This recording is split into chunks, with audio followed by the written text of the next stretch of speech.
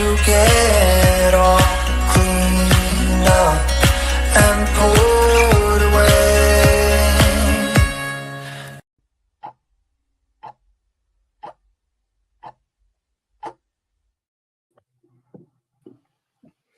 Hello, everybody. Happy Friday. Yay. Happy Friday. Teresa's here. All is good in the world. Thank you, Teresa. I couldn't hear the intro music. I don't know if you guys heard the intro music. I did, and I love it, the reclining picture. I figured that must be you, Caleb. It's great little drawing there. A lot of fun. Yeah, it's a good one. I don't know why it didn't show up today on my side. Or it showed up, but I couldn't hear anything. It was weird. I've been having some technical difficulties. That's just a trend over here at this end for 5 years now of doing Facebook Live and all these things, just constant technical difficulties. Anyways, hello and hello to those. Yes, and hello to those who are just tuning in, both from Facebook and from YouTube. We are streaming to both platforms. For those who are just finding the stream, this is an account that's focused on special needs here in California. And so welcome. If you have never watched Adult Advocacy before, or Ellen Cookman, we're here to talk about all things special needs related here in California. So feel free to drop a comment, question, follow the page if you'd like, share the stream, tag a friend if you'd like. But today we do have the pleasure of having Miss Ellen Cookman here. Ellen, hello to you, and how are you? Hello. Doing great. It's as one of my favorite employees says, it's Friday. So, we're enjoying the day. But yeah, it's good to be here, and I love the work that you guys do. So it's always great to collaborate. Love it. And Dakota, how the heck are you? I'm doing pretty well. Been a great week. I'm glad to be, like I said, Friday. I like that. I'm going to use that. Looking forward to the weekend. As am I. It's been a week, and happy Juneteenth to everybody. June 19th. Pretty wild. Can't believe it's already halfway through the year. I'm in denial. Man, really. Although what it really feels like, it's the beginning of summer. And I love summer. It's my favorite season. So it makes me very happy. Love it. Great. Oh yeah, you're clear now. In focus. So for those who don't know, my name's Caleb, and we have Dakota up top. You should know us because we're here every week almost, talking about all things special needs here in California. But with Ellen today, do you want to kind of give us a quick background and let the viewers and people know kind of who you are and maybe what we're here to talk about today? Oh, sure. You got it. So my name's Ellen Cookman. So I am the owner of Cookman Law, which is in Palo Alto, California. And we're now, can you believe it, Caleb? We're a team of about 20 people now. Whoa. Which we've really grown in the last few years. 4 attorneys, 4 paralegals, a lot of support staff.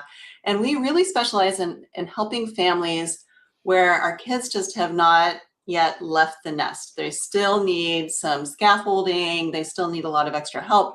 And most of the families really worry what happens when I'm gone and I'm not here, like as a parent, to advocate on behalf of my child and make sure that my child is not sleeping on the street when I'm gone, and that they have everything that they need, and that we can also set up, I like thinking of it like a safety net of money that can be used to supplement anything that they're already receiving from the government without interfering with those government benefits. And one of those benefits, of course, is the one that you guys focus on, which is IHSS, but there's a bunch of other benefits that we call needs-based, which means you need them because you're poor.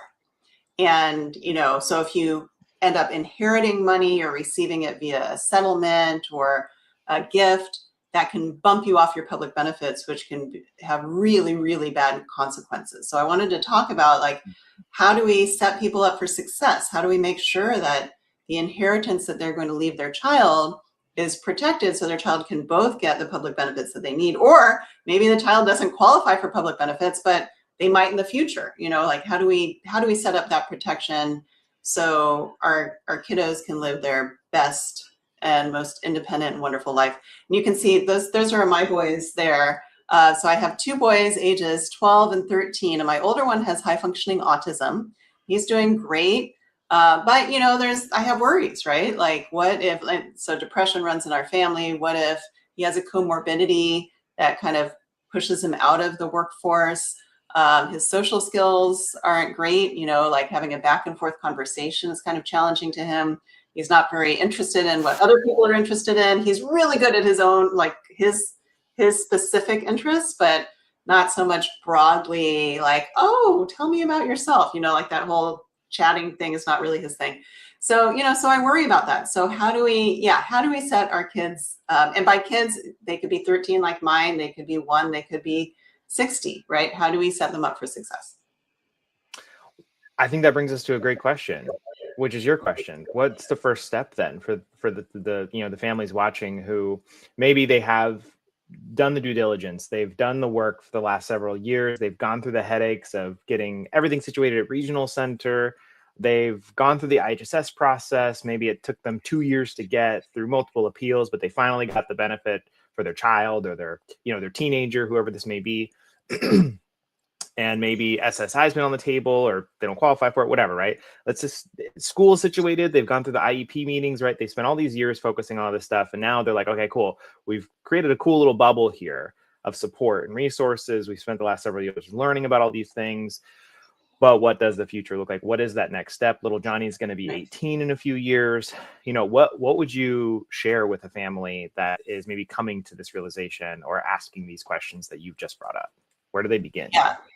So great question, Caleb. So I think there's really kind of 2 steps to this. First, I think is understanding where your child fits within the public benefits spectrum of, what all is available, make sure you're not missing anything. And then also understand within those public benefits, which ones are really at risk. And then we can talk about planning for the super duper at risk ones. Now, setting up, and that really involves setting up a special needs trust. So we can talk about what is a special needs trust, when do you need one? But some people, even if they don't have public benefits, they still might choose to have a special needs trust because it's also very protective. So do you mind if I share a little bit about public benefits first and people can kind of identify, that's where I fit, and then we can talk about how to protect? Is that okay? Absolutely. Okay. So I have a slide. Let's see. How do I share that? I think slide? we got to. Oh, let you me guys see if do I that? can. I got you. Oh, You got it to go? there we Okay, go. Yay. Okay, so this is one of my favorite slides. And so the way I think about it, when somebody can't work and support themselves, they need a couple of things. Because when you work and you're getting an income, so you're getting your salary, which is your income, and then you're also getting health insurance.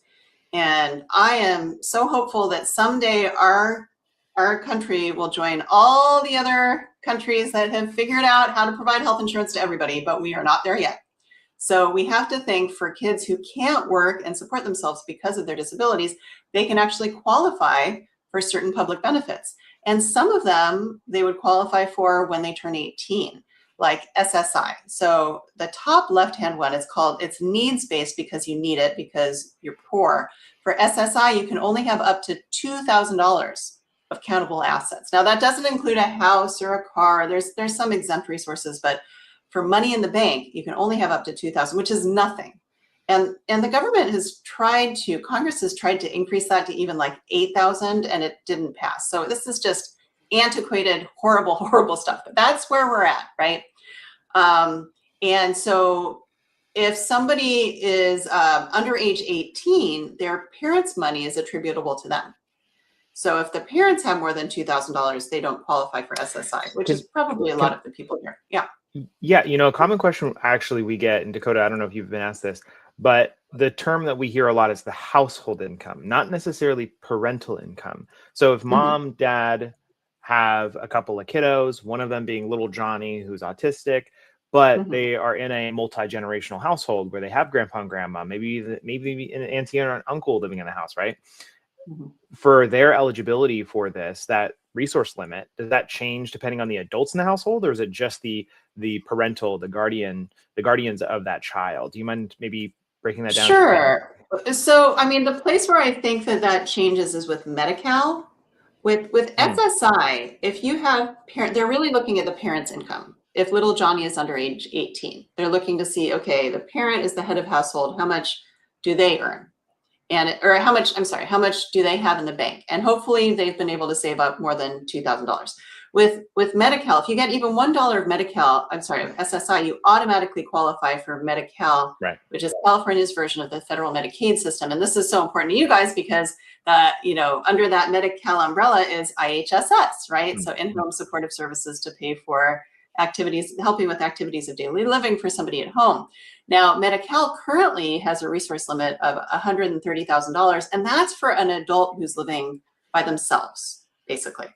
But if you have an adult who's head of household and they're married and they have some kids, you increase, I believe, the resource limit by $65,000 per individual. I think so that's that right, kind of bumps up that resource limit. So that's kind of how it works. Okay. So now there is a proposal out there. I really hope it doesn't pass, to decrease the resource limit from $130,000 down to $2,000, which is where, for Medi-Cal, which is where every other state in the country has fallen. A little history, we actually didn't have a resource limit at all for 2 years. It was glorious and beautiful, and then it was reimposed. But it was reimposed at $130,000, not at $2,000. But under Governor Newsom's plan, goes back down to $2,000, which I think is awful, but they didn't ask me. So, so we'll keep an eye on it. But right now, you can have up to $130,000 in the bank plus exempt resources and still qualify for Medi-Cal. And there's other ways that we're not going to probably dive into today, but there's other ways that you can kind of decrease your countable, especially income, because they also have an income limit to see, do you have to pay a share of cost for your Medi-Cal, or do you get Medi-Cal for free? So there's a lot of considerations there. It did pass. The decrease, oh dear, the decrease from 130,000 to 2,000 did pass. Okay, well, I'll have to do some research about that. But that's what I'm not clear about, Teresa. We've been looking at that. The decision was supposed to be made on the 15th to sign the bill, but it seems like there's final negotiations still. I think we'll have to keep looking at it to figure out for sure. But we were concerned about that. We've been talking about it back and forth. And there was discussion that they were going to go through with it, but we'll have to keep you updated as it happens. Yeah, follow the bouncing ball. So as of today, June 19th, we're not 100% sure. But okay, so those are the two needs-based programs. And also include in that Section 8 housing. There's a $100,000 asset limit for Section 8 housing. So if you have more than that, then now you wouldn't be eligible for your housing voucher. Now, the two on the bottom are entitlement-based, and that means that somebody is paid into the system, whether it's you worked for a while and then you became disabled, or your parents worked for a while and they have a child who became disabled before age 22, then the child can receive child disability benefits, which is an income stream that's not affected by resources, which is super cool, okay? And then after 2 years of getting CDB benefits or SSDI, you can get Medicare. So you do have some kids out there who are Medi-Medi. They get Medi-Cal and Medicare, and they get both SSI and SSDI. And isn't it lovely, I'm being sarcastic, that they make these names so similar, so it's really hard to tell, right? So Social Security Administration runs both SSI and SSDI. And so figuring out which one does my child get, it's really hard to figure these things out. But it's really important, because if your child gets an inheritance and they're getting child disability benefits, they're not going to be bumped off of their inheritance necessarily, while they will be for sure if they're getting SSI. So you really have to know that. Then let's go to the second slide. Ooh, I got it there myself. Okay, all right. So this is a timeline, and Caleb, this kind of addresses what you're talking about, when my child turns 18, what happens? So this is from the child's benefit, or I'm sorry, the child's perspective. When they're age 0, which public benefits are they entitled to? So that's all the way on the left. So you can see at age 0, they can qualify for Medi-Cal and regional center services, okay? Then as we go along, and we're assuming that the family has more than $2,000 of countable assets, so they're not receiving SSI, but some families may. Okay, so then we go on, and then the child turns 18. Happy birthday, you're an adult. Your parents' money is not attributable to you, so they start receiving SSI benefits. Okay, then time goes along, and when the parent retires, then the child can get half of what the parent is receiving in retirement at the same time that the parent gets the full amount. Now, if you have a family of a lot of different kids, then it may not be half. It might be reduced because there's only so much money to share between the family members, but that's essentially what it is. And then when after 2 years, that child can start getting Medicare. So you can see how the benefits that your child might receive over their lifetime changes as children age, as parents retire, as these different triggering events happen. So I think it's not a static analysis, and you're always kind of looking forward to saying, okay, what's the next step? What happens next? Okay. Got it. Okay. So, Great well, slide. so shall we? Yeah, it's my favorite. That one, that timeline, because I'm a visual person. It kind of helps me see, all right, as we're going along, right? Okay, so what is the special needs trust? So the idea is so there's a lot of different trusts out there. And the type of trust that probably a lot of people watching this have is called a revocable living trust. So trusts have different purposes. All right. A trust is really an agreement or a contract with the person setting it up and the person managing it for the benefit of the beneficiary. If you have a revocable living trust, you set it up, and it's really to avoid probate. That's the main goal. When you die, it doesn't go through the court process, which is awful. In California, it's just the worst thing. Okay. A special needs trust is a little bit different. That's also a trust, but it's a trust that usually somebody will set up for someone else. Okay. They set up, and that beneficiary is usually disabled. And the person managing the trust cannot be the beneficiary. You have to choose someone else. And the idea is that someone else is the trustee, is the manager. They're like the gatekeeper.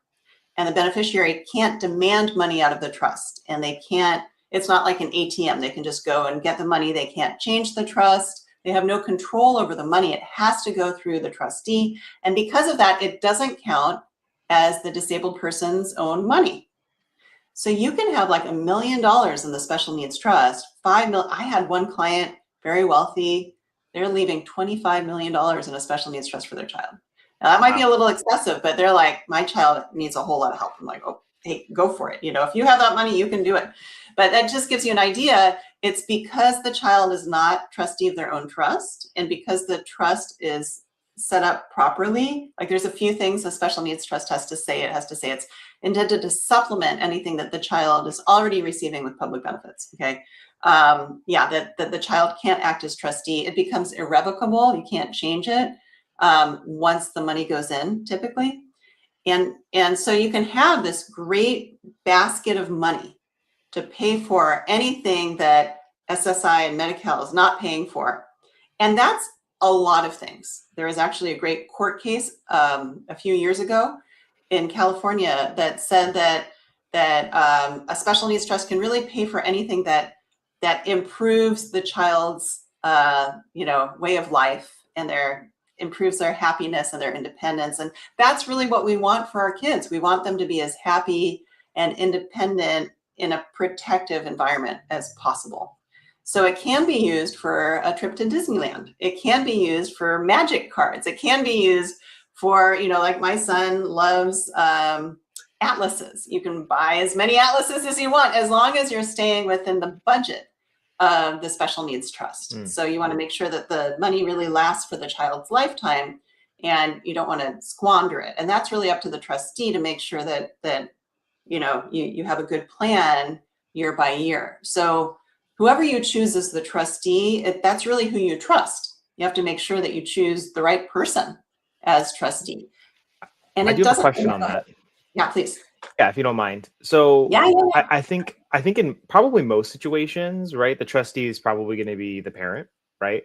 But are there ever times where maybe that's, I hate to say it, but maybe not the best choice, right? What if parent's not comfortable with it? Maybe they're like, hey, I think we need a professional or somebody who can sort of help us and guide us through this, long term. Like, what are your thoughts on that, or what do you have to share for that?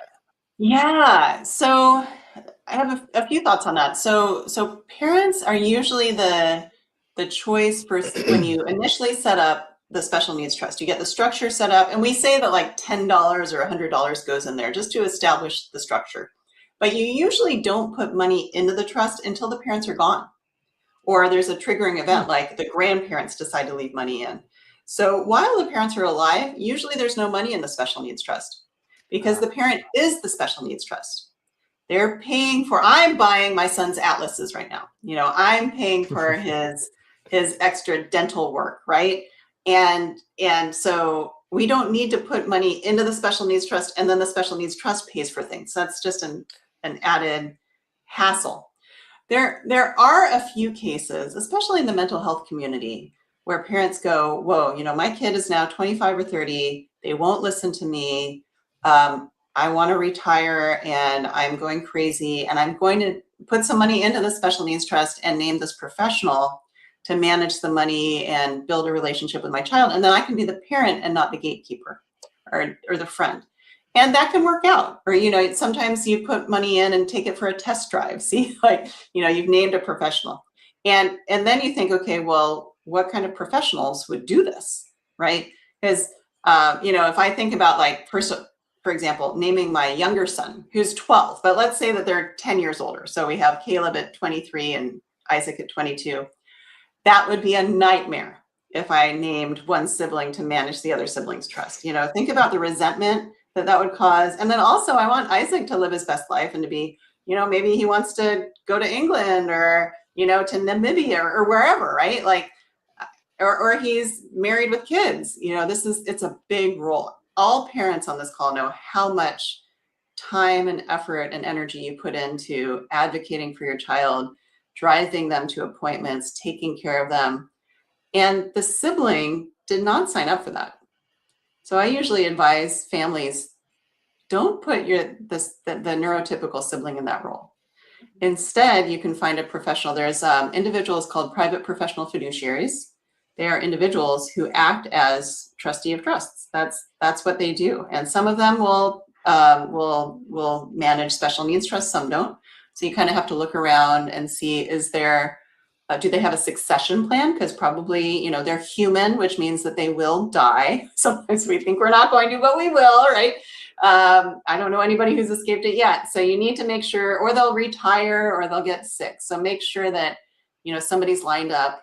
Or you can also name the family member, like in my family, I could name Isaac as the trust protector for Caleb. So that's somebody who has access to the records and gets yearly accountings to see how is the trustee managing the money. And they can remove and replace the trustee if the trustee isn't working out. So they kind of provide that oversight and longevity, and they're still involved, but not at the same, you know, digging in every day, getting, you know, 8 phone calls a day, having to deal with everything that comes up with our kiddos with disabilities. Love it. That's helpful. That's very insightful. I think for those of us who may not have a special needs trust, interested in looking into it and having a good understanding of kind of the organism behind it all, right? And I'm sorry, Dakota, did you have a question? It looked like you might have.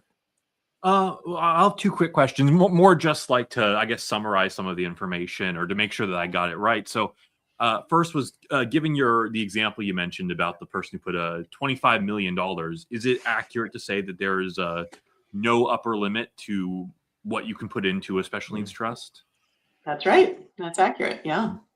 And the other question I had was if you had a situation where, because you were mentioning how most of the time the parent just has the money and just uses it and they are the trustee.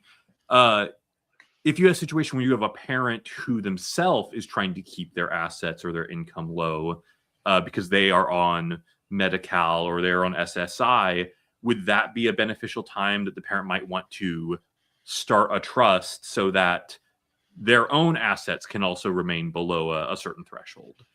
Okay. So you bring up a good point. So there's 2 different types of special needs trusts. There's first party and third party special needs trust. So the type that I've been talking about so far is a third party special needs trust, where you have, you know, typically it's a parent putting in money for a child. So we look from the child's perspective.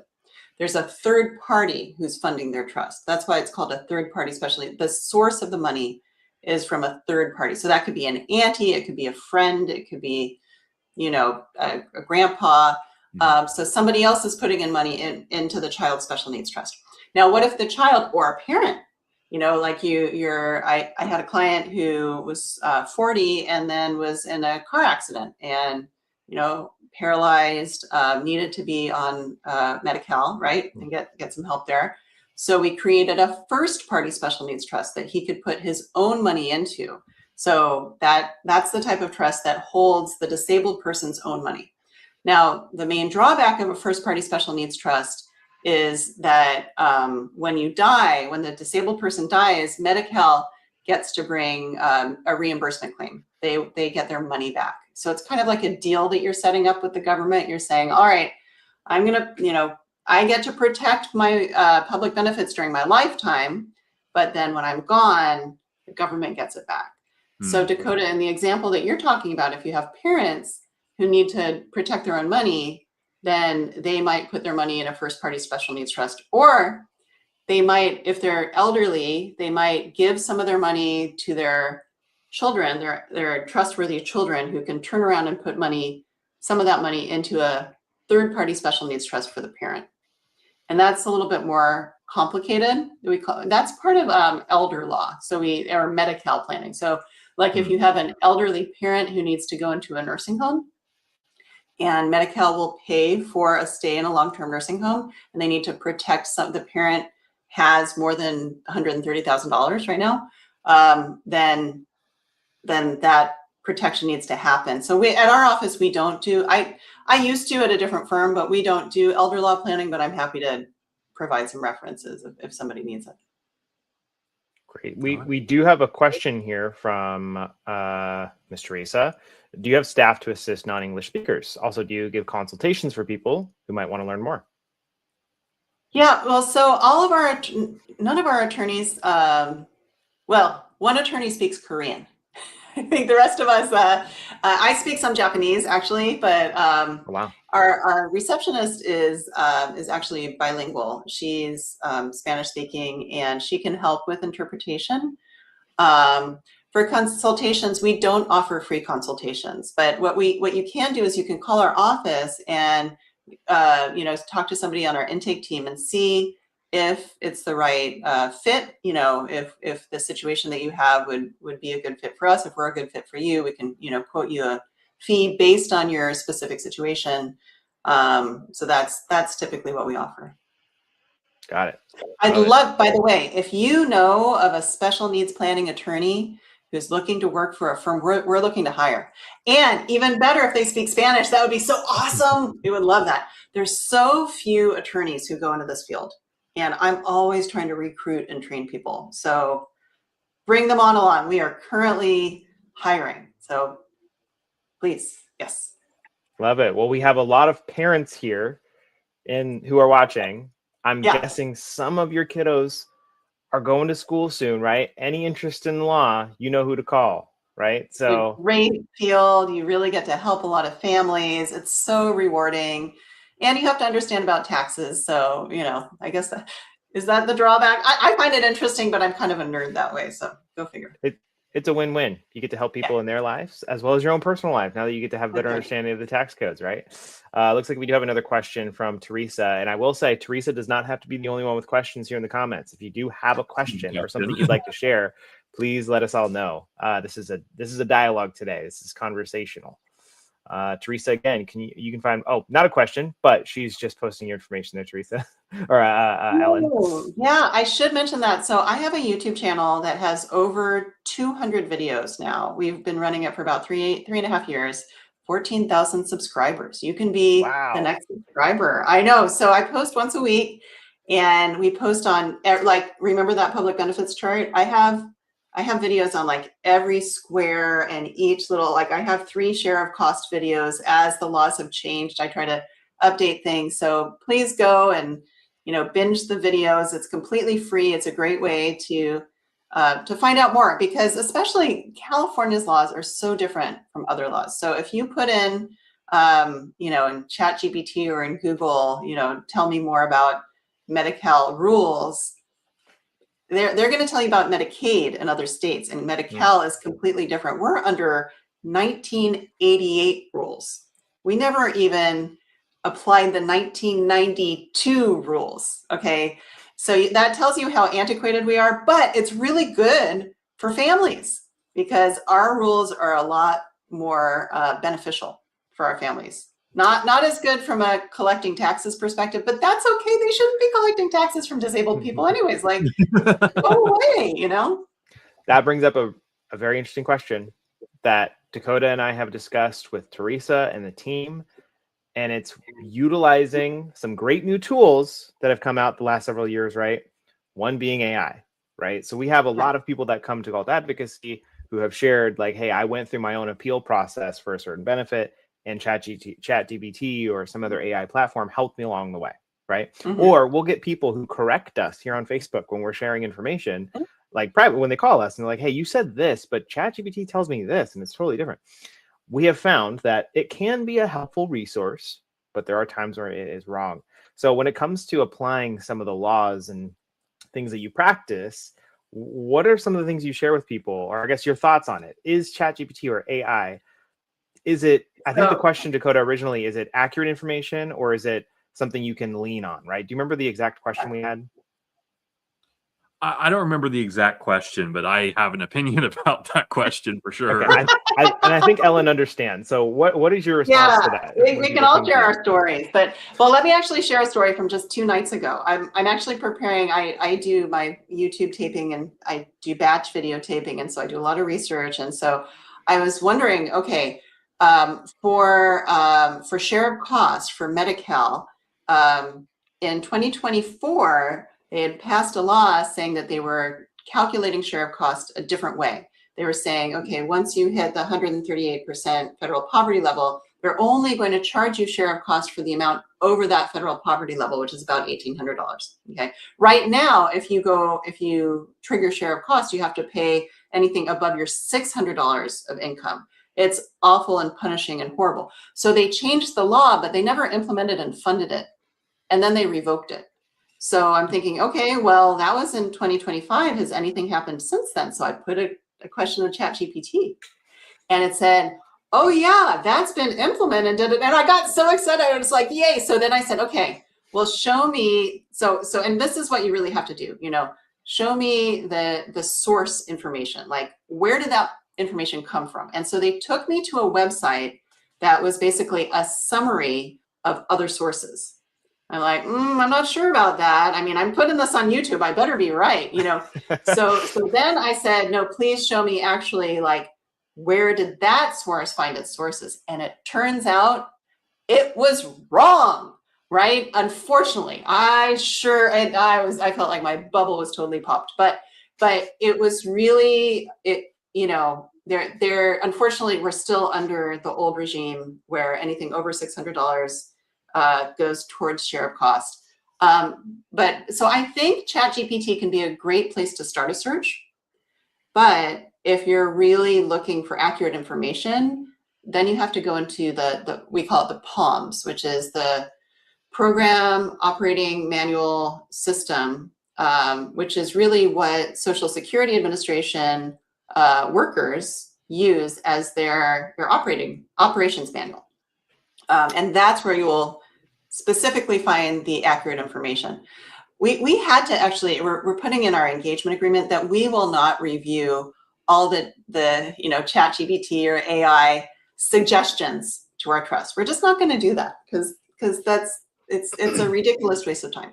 But I do think, kind of like with Nolo Press, like with other books, and it's always good to get more information.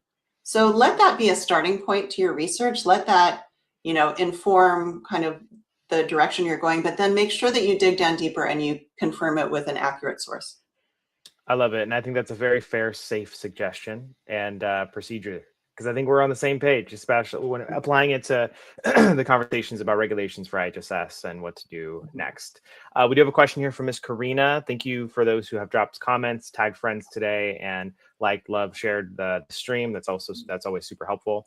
Karina, my daughter is currently 7 years old and would now be a good time for a special needs trust. what would be the first thing I'd need to do to open one? Great question, Karina. The best time to set up your special needs trust is before you die.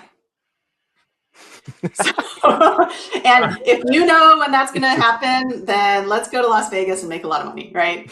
So, I mean, that's the challenge with this planning. We just don't know when things, or when you're going to become disabled and you can't manage your money for your daughter anymore, right? So we usually recommend set it up now. And then we actually have a trust maintenance program at our firm where every year we'll circle back and we say, okay, what's changed? Kind of like, I think of it like doctors.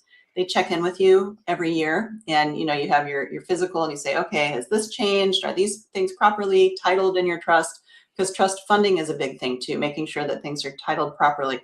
So most people in California need a revocable living trust to hold their own assets. If you have more than about $200,000 of assets, or if you have a house, you really do need a revocable trust. And then in your revocable living trust, you'll say, hey, when I'm gone, I want my assets to go this way, and the portion going to my daughter goes to their standalone special needs trust. So you set up both the revocable trust and the special needs trust now, and then we frequently go back and we review it as time goes by. These are meant to be living, breathing documents. They're not just stuck. You don't just put them in, well, a lot of people do, but I recommend not just putting them in a folder and putting them up on your bookshelf and forgetting about them.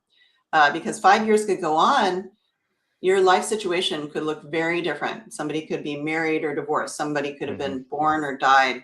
You could have gotten a lot of money, or you could have been sued and you have no money. Like you could have opened several different retirement accounts that you haven't updated. I just updated my beneficiary designation this morning. I realized on my 401k, I did not name a beneficiary. And I'm like, I'm trying to tell people all the time that they need to update their benefit. And here I haven't done it, but it's done. So what I heard was it's never too early. Never too early. That's right. Never too early. And yeah, do it frequently and soon. Love it. Karina, thank you for the question. And thank you, Miss Ellen, for answering that. We do have a couple more questions here. Let's see. There was one here. Oh, yes. Is it okay to put my special needs son's beneficiary on my Roth IRA? I know it's more of a financial question, I guess, here, but financial planning, well, actually, which it does is relate, estate planning, but yeah, it is estate planning. So, and you might hear something different from your financial planner, but so the answer is, the short answer is yes. You can name, well, hold on. You can name a special needs trust as the beneficiary of a retirement account, okay, of both pre-tax and post-tax, like Roth IRAs, okay? You probably shouldn't name your special needs son directly as a beneficiary, because again, that could bump them off the public benefits that they might need upon your death. So first you set up a special needs trust, and then once you sign that, then you update the beneficiary designation forms to name that special needs trust. Got it. Important distinction, it seems like. Yeah. Definitely. Right. All the more reason to connect with a professional in this field, everybody. So if you have questions about this, don't be afraid to reach out to one of the few that we have access to, which is Ellen Cookman. And so this information is invaluable. And so if you have somebody with special needs in your life, a child or a loved one that you're caring for, this is a very important step in that caregiving responsibility of yours that, you just have to take. Veronica does have a question here. Does it have to be done by a lawyer, or is it safe to do it with anybody who does living trusts? Yeah. I'm glad. I was going to say something about this, but I'm glad you actually asked. So there's a lot of attorneys out there who do regular estate planning, and they don't do special needs planning. If you have a child with special needs, I actually think it's malpractice for that regular estate planner to set up a special needs trust for your child. So let me give you a little peek into how we actually draft. Okay, most attorneys have what we call forms programs, where you kind of type in the information and then it populates a trust. And there's a little button on that forms program that you can say, put in a special needs trust, and it just plops in a special needs trust in the middle of your revocable trust. And then the attorney hands it to you and says, well, it should work because the people who draft these forms, they know what they're doing. Bad idea. This is horrible. I've had to go to court to modify, like after the fact, after somebody's died, to modify these trusts because they weren't written properly. A lot of it depends on what type of public benefits are they getting. Sometimes these trusts are written too restrictively, so it says it can't pay for food or shelter. And we want it to be able to pay for food or shelter, even if it might reduce SSI, because you could get a better deal. So there's so many different things. If you're, okay, I had this colleague, let me just tell you this. I had this colleague down in LA who we were part of a coaching group. And so he called me one day and he said, hey, Ellen, what's the difference between a supplemental needs trust and a special needs trust? I said, well, there isn't one, but why do you ask? And he said, well, because I drafted a supplemental needs trust for my client, but she's asking me why I didn't call it a special needs trust. And I don't know, because I don't usually draft these things. And I was like, I can't believe that you're doing this. Like, if you don't know even the most basic of things about this trust, how are you going to explain it to your client?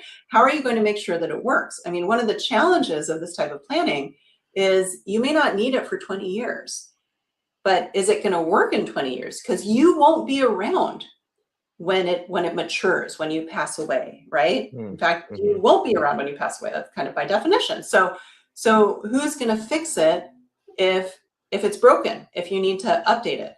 So the moral of the story is, long story, I guess at least I gave you, did I give you the short answer? The short answer is no, don't go to, the estate planning attorney down the street. If you really care about your special needs child, you don't have to go to me, but go to somebody who specializes in special needs planning. And this is the work that we do all the time. So we're very happy to help, but find someone who's done, at least 50 special needs plans, someone who really knows what they're doing. And because you want it to be legitimate, you want it to really work, and they'll know if this works or not. That sounds very similar to what Dakota and I share with a lot of people when they're questioning, right? They need help with, again, the kind of the big program IHSS that we focus on a lot. And there's a few options on the table, right? There are advocates similar to Galt Advocacy that do this. There are actual attorneys and lawyer like firms where they might have that as one of the few things that they might do, in addition to many, many other things. And then there's individuals, like like consultants, if you will, on Facebook that will go over and reach out to people who are posting about their current IHSS case where they'll help somebody, right? And at the end of the day, it really is about that volume of experience, which, agencies like Alt Advocacy have, like your firm have, right? And so it comes down to also, I think, why people do it as well, I think is important, but that trusting aspect, which I wanted to ask, the partnerships that you have when it comes to families in this situation, right? Do you often help other attorneys? Like, is that an attorney by attorney a thing where if you have a client who has somebody that, like this case, right? In that event, that's the attorney that they trust. That's somebody that they've worked with, right? But that person right. doesn't do what they need, right? So what is that the attorney to attorney conversation then usually with the client? Like, how does it typically go about to build that trust? So it can go one of two ways, and we're fine either way. One way is we help them just with the special needs trust. And so the original attorney who has the relationship with the family and everything, or maybe the family, as I don't do the high net worth planning, but if you have a family that has a lot of money, then they should stick with their own attorney who understands all the different types of weird trusts that they've created. And then we do the standalone special needs trust, and then their attorney modifies their revocable trust to say anything going to Johnny or the disabled person goes to this special needs trust that Ellen has created. The other option is we just take over the case completely. And a lot of attorneys are fine with that because they recognize like they're not equipped to handle a case that has public benefits involved. It has the special needs child. They don't know how to answer these cases. I found that in estate planning, we are very collegial. We, people switch attorneys quite frequently, and we usually don't get offended. I can't say that for everybody. I might say like 80% of attorneys out there, because there's a lot of people who need our services. So we recognize like, hey, your life may have changed so that you need someone else in a subspecialty that we just don't focus on. And there's a lot of things that we don't do. So we're often referring cases out But then we do get, I'd say one of the greatest referral sources for us are regular estate planning attorneys who don't do the special needs planning component. They recognize, hey, I should not be committing malpractice and just doing this, as a favor, and really send it to somebody who knows what they're doing. Okay. I love that. I think that's great and good to know for those of you who, again, maybe spend a long time building that trust with your attorney. It is possible for them to work together, right? So That's right. I had another kind of random question that popped in my head, which I've had this asked a couple of times. Multiple special needs trusts. So when they have multiple kiddos with special needs, what is the story there? So again, there's two ways you can do it. What I usually recommend is that you set up multiple special needs trusts for each kid. You can do what we call a pot trust, which is basically you have this big pot and it's to be used for all the different kids. And you can even have a special needs trust that has a non-disabled beneficiary, at least for a third-party special needs trust. Sometimes that happens rarely, but occasionally families will want their non-disabled child to be like a possible beneficiary of the special needs trust, because what if that non-disabled child has a big medical emergency? They want money to be able to be paid for that. But I think that it's easier from like a calculation perspective to set up separate special needs trusts for each child, because what if one child moves to Idaho and another one moves to Massachusetts and then one stays here? We need to kind of keep track of what's used for each child. And one child might need more, one child might need less. But it's kind of difficult to do that calculation when you're thinking, all right, I have this pot trust.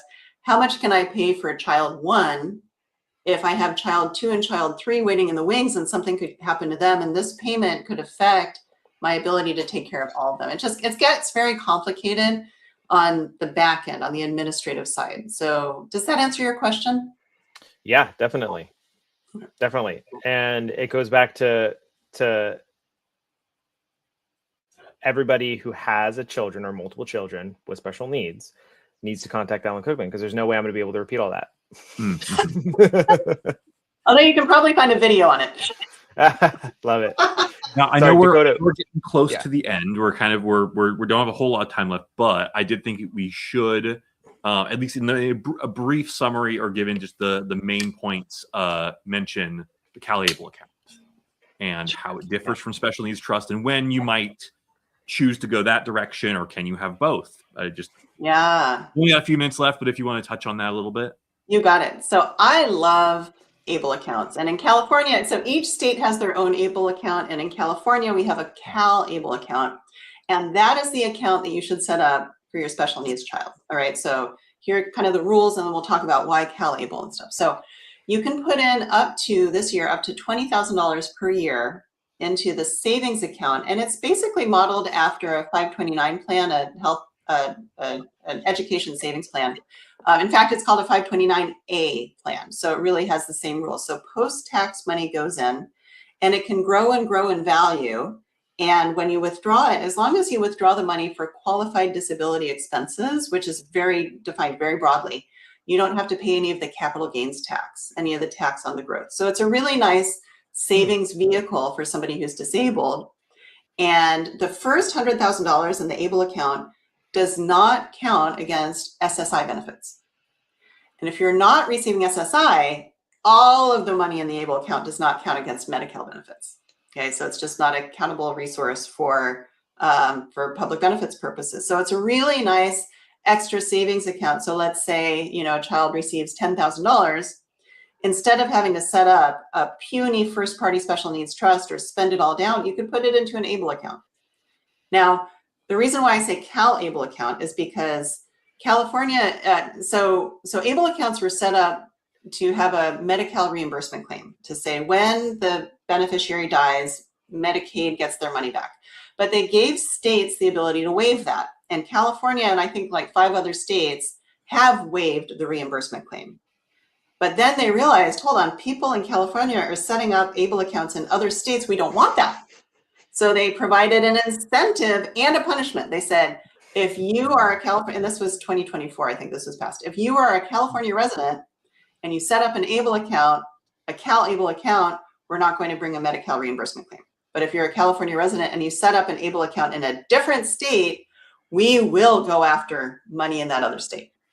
So you want to set up a Cal ABLE account, and it's only available online at calable.ca.gov. They're actually great accounts. I think it's like, I don't know, $50 a year. There's not a huge fee for it. You don't have to put a lot of money in, but it's a great way for either, even other family members to kind of contribute to your kiddo. If your child's under 18, then the parent can manage it. Once the child turns 18, they can take over managing it, or the parent continues to manage it. It's kind of like like you find the representative payee with Social Security payments. We call it an authorized legal representative. So somebody else can manage it. So ABLE account, special needs trust, yes, both. Okay, they do different things. The special needs trust, as we said, can get $25 million in it in a lump sum. An ABLE account, you can only put in $20,000 at a time. So an ABLE account is not intended to receive an inheritance. It's more intended for smaller amounts of money that can be managed and used during the child's lifetime. So it's an extra benefit. Can I ask you a follow-up question on that? Because you mentioned that the first 100,000 in the Cal ABLE account does not go against your SSI benefit, right? Okay. Could you, what options do you have? Let's say if you start to get at that limit and you're going over the 100,000, can you move money out of the Cal ABLE account into the special needs trust so that it can sit there and be used at a later time? Or what other options do you have? You could move it into a first-party special needs trust, not into a third party, because it's considered your own money. Right. Yeah. Or you can spend it down. Yeah, those are the main. Only on qualified purchases, though, correct? Yeah. But so a trip to Disneyland is a qualified disability expense. So they're very broad. However, marijuana, even for medical purposes, is not a qualified disability expense, because this is federally based and, on a federal level. And I know because I had a client ask me, so I did some research. Good to know. So, yeah. So sorry, you might like your CBD gummies, but the ABLE account can't pay for that. That's good to know. I have one quick question before we go. I don't know if it's a quick answer though. How do wills come into play here? Yeah, that is a great question. So, and we'll make it quick. How about that? So wills used to be the primary instrument that we used. We'd say, and you even see that like in Gran Torino or Knives Out, I hereby bequeath my da-da-da-da-da, right? Okay, well, wills always go through the government process, through probate. And in like the 1970s, 1980s, we realized this is really inefficient. We don't want to have to always go through the court process. So they created revocable living trusts. And they said, as long as something's in a trust, the trust spells out where things should go and who's going to manage it. So we don't need the court oversight. It doesn't need to go through the court. So at that point, when you do a revocable living trust, you also prepare something called a pour over will, which is basically a cleanup document that says, if I forget to put something in the trust, the pour over will can be used to scoop it up and pour it over into the trust. So it's really, if you forget to put something in, or, you take out your house out of your trust to refinance it and you don't put it back in, then that can be used. So really the pour over will is a nothing burger. It's like a 1-page document or it might be 10 pages, but there's like one paragraph that's important that says, I want everything to go into my Cookman family trust. Like that's really the important part. And then everything that's important, all of the distribution provisions, who's managing things, that all goes in the revocable trust. Got it. That helps me understand it quite a bit. How about you, Dakota? Oh yeah, I did not know any of that. Great. Well, I know Dakota is itching to cut us off because it's almost 4 o'clock, or I'm sorry, 1 o'clock. Excuse me. We have to make way for the Spanish ladies. Sorry? We have to make way for the Spanish live. One more question. We do. Well, Teresa said she had something she wanted to ask. Does your child have to have a diagnosis to be eligible for special needs trust? Okay, she asked, does your child have to have a diagnosis to be eligible for a special needs trust? So for a third-party special needs trust, no. For a first-party special needs trust, yes, they're supposed to be somehow diagnosed. If they haven't qualified for certain benefits, but they're applying, usually that's all right. But usually for a first party special needs trust, that's the more restrictive one. And usually you do need to have some sort of qualifying disability. But he says the third party, that's if a parent's putting the money into their child's account, that's fine. Yes. They don't have to have a diagnosis. That's right. And a lot of people will set up a special needs trust, maybe for a 3 or 4 year old. They don't know if their, child has autism. They don't know how they're going to develop. You can set up a special needs trust in that situation and then just keep an eye out. And if they need the trust, that's great. If not, you modify it. All right. Love Good it. to know. That's super helpful. That is super Yeah. helpful. And thank you everybody for sharing your great questions and also sharing feedback. It seems like this did help a lot of people today in the comments, which is great. But with that, we got to let you go, Ellen. Not sure if you're joining Nicole in Spanish today. Is she? Yeah, she's on Spanish. She is? Teresa Okay. says yes. Hopefully you were aware of that. Yeah, I hope that's not news to you, Ellen. No? Okay. Well, hopefully because my Spanish is not very good. It's all right. Hopefully we'll have somebody to translate. Let's brush up that Japanese. All right. There you go. All right. Well, thank you, Ellen, for joining us as always. I think this is probably the third or fourth time we've had you, so it's always a pleasure. The time just swims by, so I didn't even realize how close we were. Always so much fun. It's great. Great seeing you. Yes, it was great. Nice to chat with you. Thank you again, everybody. Take a moment to share the stream if you haven't already, and stay tuned for next week. But with that, I hope you have a wonderful weekend, Ellen. I hope everybody enjoys their weekend, and we'll see you next time. All right. Thanks. Bye-bye. Bye.